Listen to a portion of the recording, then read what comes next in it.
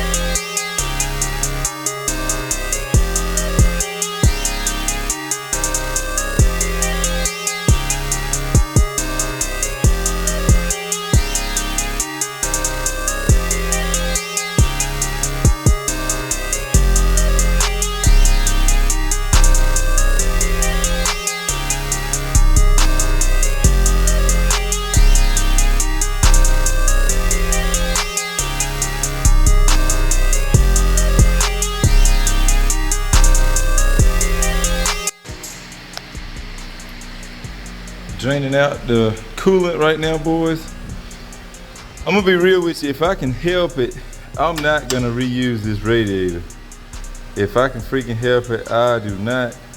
This shit is like the first generation old ass radiator right here, man. I really don't want to use this thing, but if I have to, I may try to paint it or something, dress it up a little bit, but I really don't want to have to use this thing.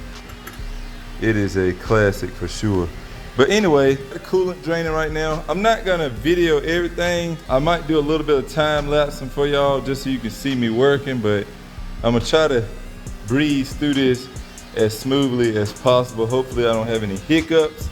Hopefully everything goes smooth. But anyway, I've done this so many times on the channel, guys. If you need to see an engine pulled out, feel free to just go through my channel. I've done this several times, like within the last 2 years, a year.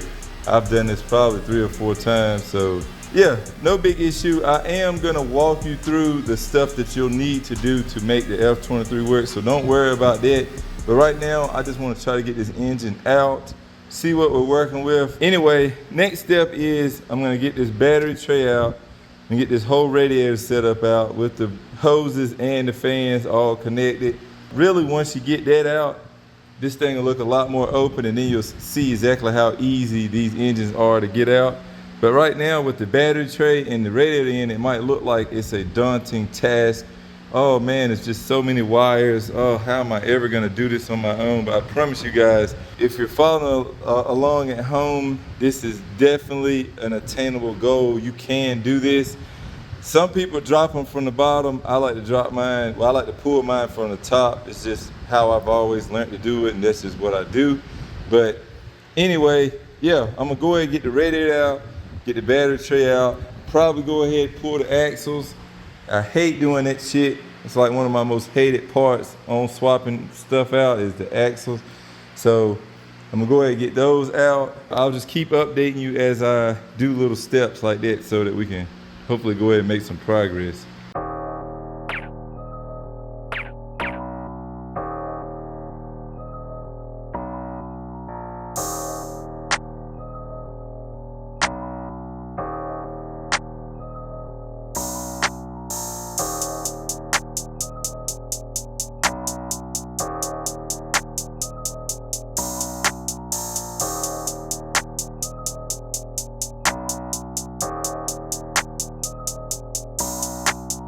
This baby's pretty much ready to come out, guys. All I got left to do is, of course, disconnect the AC compressor and the power steering pump. We're gonna leave both of those systems in the car and leave everything fully assembled on those. That way, when we put the new engine in, we won't have to worry about the AC system being recharged or the power steering system needing like fluid add or anything. All you have to do is disconnect the entire pump from the side of the engine here and just swing it over out of the way.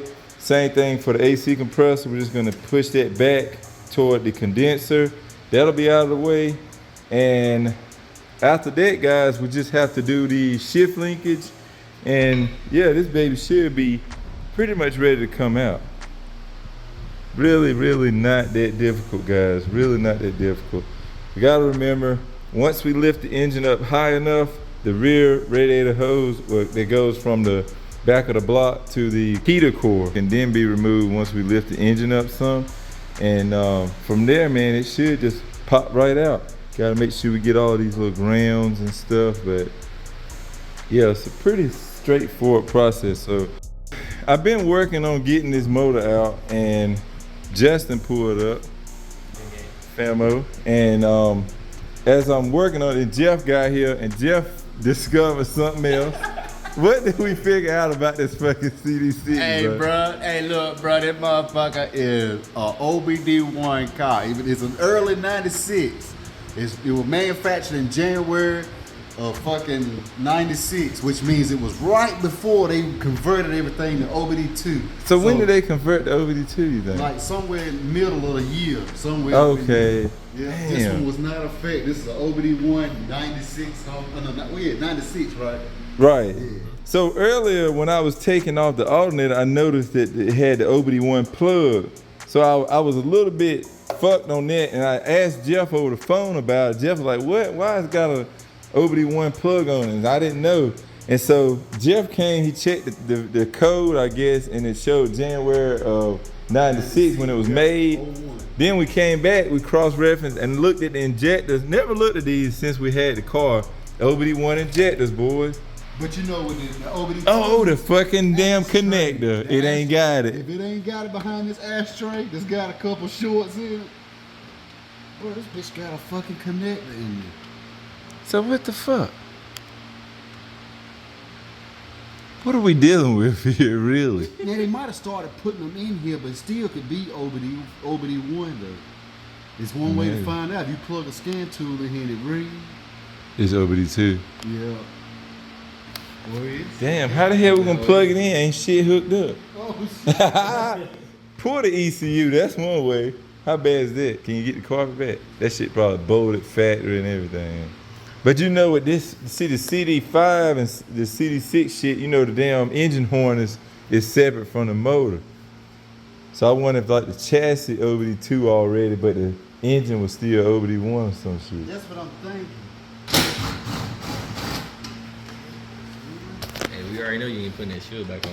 Hell no. Hell no, we don't know. The computer lays in it, I bitch. was saying, I know you ain't putting that shit back in.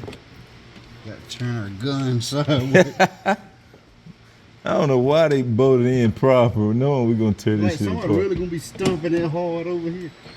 I know the carpet will hold it in place when you lay the carpet over. Flipping gun. I love that light LED on the end. Yeah, it helps you see where you're looking. Oh yeah, baby. Telling you, bro. Harbor Freight Special. They stay having a sale on them bitches When you too. say Harvest Freight sponsor me. Right. Shit, that's all she wrote right there. Look, this one I done had about 3 years now. I got a brand new one over there. I just bought just You about. need it.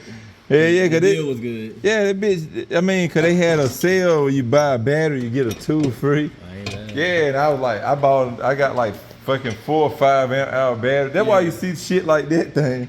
I was just getting everything I could. Yeah. Bro, these plugs come in on the right, on the passenger side. What? Let's see what we're looking at. Oh man, it's OBD2. What the fuck? It's OBD2, man. Dang. Son of a bitch. Man, it's an asshole car. This bitch got OBD1 connectors on the OBD2 fucking thing. What the? That shit don't make no sense, though. Damn. Well, we got it sighted. Don't pull the bolts out the plate, you know. We ain't gonna need that. Or you can take the plugs out if you can get them. Take the whole thing out. Oh yeah, you ain't running this nowhere. No. But this don't have immobilizer, so I might need it to fire it up. Cause I went all the James and forgot to get my chip, so I couldn't get a base map burnt. So we may need this to run it to go down the street with no VTEC. Get in game. All right, got a couple more bolts. One more.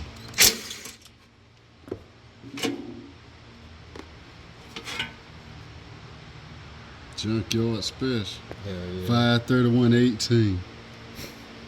96 Accord. Yeah, that bitch OBD fucking 2. That's crazy as fuck. I know, man. But how did the connector hook up to it then? Like I said, it's got to be because these chassis is separate. The body is separate from the engine harness. So they must have done a 2-ended engine harness. How tight you want? See, tighten the hell out of it. Get it all over the tension you can off it, because I got the car jacked all the way up, so we need to go. That shit. I'm like, damn, that motherfucker doesn't. No, that's a good ass eye. Just double knot. That's the good thing about a seatbelt. It don't never tighten. That's how I've been using the same seatbelt for 2-3 years. How the fuck did you time it, Jay? Don't get me to line. Yeah, let me do it. You gonna fuck around and make it where I can't get it out. Hold on, G. What you got? Be down there ready to cut that shit. Damn, How the hell you got it? skipping a little bit. Yeah. Oh, what's up, yeah? You got mad. Shit.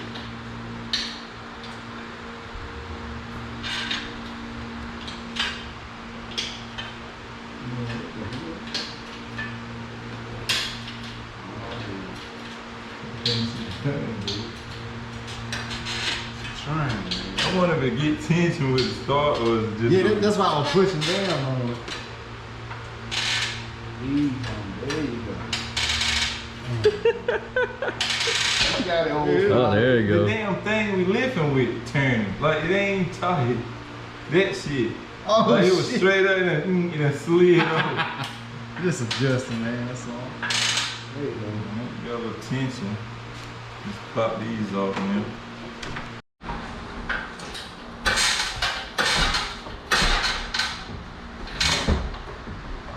Hold it, bud.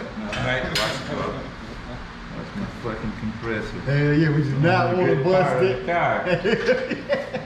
Remember to wrap your engines. Oh, don't let them tell you it's a lifetime transmission. Yeah, when the transmission goes out of 60,000 miles. Well, you're going to find out. This guy bought this one a month ago. We're going to go through the whole thing so you can see. Should you buy one? Should you stay away from them? Yeah, that's the life of the transmission. That supercharged V6 Mustang. Oh, you watched it? Uh-oh. But don't let them tell you a V6 Mustang's no good. Let's put a supercharger on it, like this one.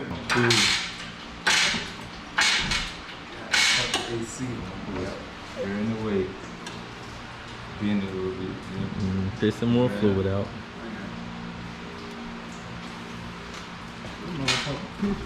Mm-hmm. Don't do that. Lost pressure. Now it's coming back.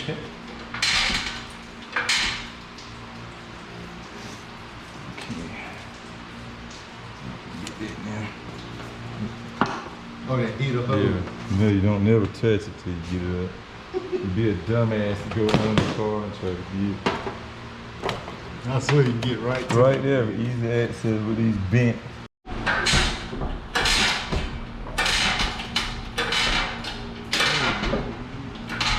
clearing over there. About clear. I got maybe another half inch. Let me see this. Hold on. Not that way. You gotta be rough. There we go. She almost off of this man. We're getting there. Go ahead, bro. Oh shit, that's why I'm fucking this AC. Roll it back this way. Look, y'all supposed to be on the AC. Go ahead. Y'all supposed to Go be on ahead. top of the AC. Push back that way a little bit? Yeah. It gonna have to hit it. Yeah, It yeah. ain't got no room to move. It gonna come out. Well, no, it hit it. I just didn't want to like press up against it. Oh yeah.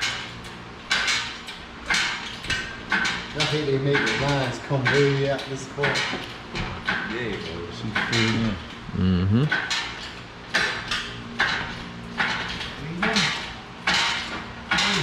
Another one out.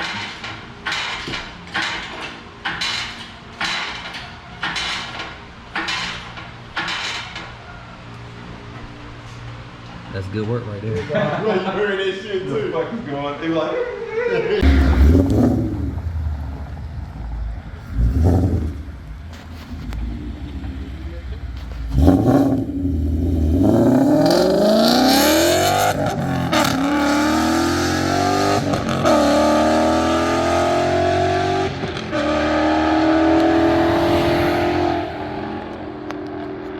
So there it is, boys. We got the engine out. Next video, we're gonna be basically getting this thing tore down, taking every piece that we need off of this to install onto the F23 back there and start prepping this thing to go back in the car. It's gonna be slightly longer than I had hoped for as far as getting the engine back in, but these engine mounts are done. And so I really want to try to get a fresh set of replacement mounts before we put this thing back. And yeah, the cheapest ones I found online were about 60 some bucks, 70 bucks. And so I'm gonna have to order them before we put this thing back together. Unfortunately, it's not gonna be able to be a out and back in procedure as much as I wanted it to be, but I guess with that, we'll take a little more time, clean this engine bay out, and yeah, get those mounts in. I would like to get a new manifold. I just don't like running stock headers. I just like the eBay ones, make it a little easier to connect to the rest of the exhaust. So I would like to do that. We'll see what it looks like. I could always do that once the engine's in the car, so we could at least get it in the car, maybe even start it off with that cast manifold, and then we'll get an aftermarket on it before we actually get it tuned, as well as a catback exhaust probably before we get it tuned as well, just so we can make the most power with the 2.5 instead of this inch and a half or whatever fuck this stock exhaust is. So yeah, those will be the next procedures. Guys, it's really crazy to me that this car had OBD1 engine bay set up and OBD2 chassis set up. That is freaking nuts.